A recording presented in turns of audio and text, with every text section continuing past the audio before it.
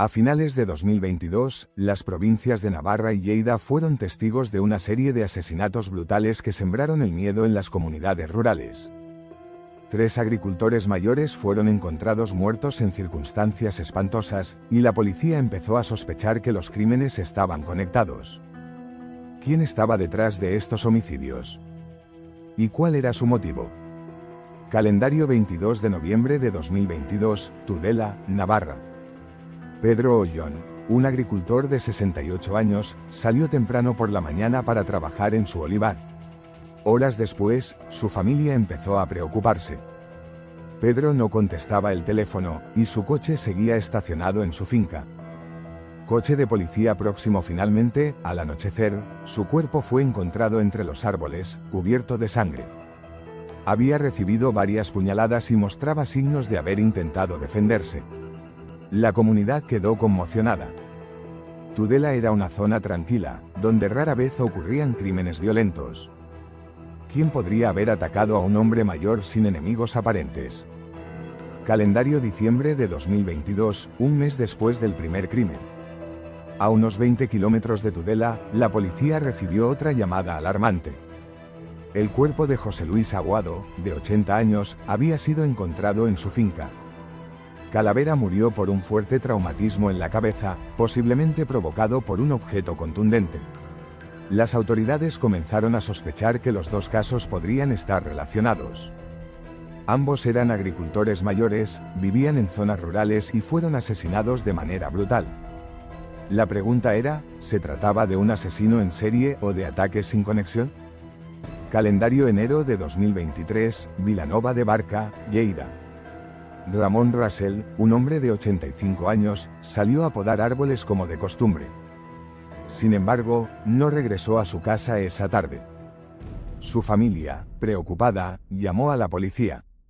Cuchillo de cocina. Pocas horas después, encontraron su cuerpo sin vida en su propiedad.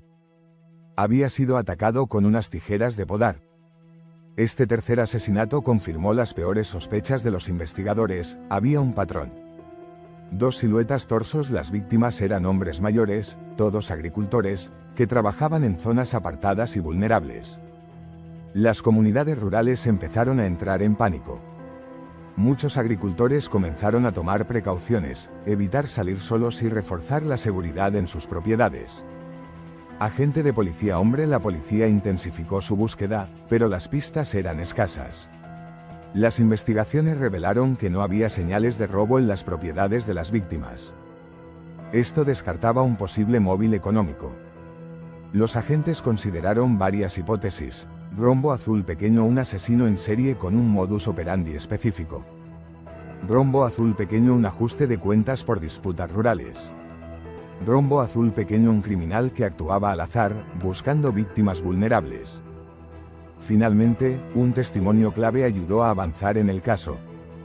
Un vecino informó haber visto un coche sospechoso cerca de la finca de Ramón Russell en la mañana del crimen.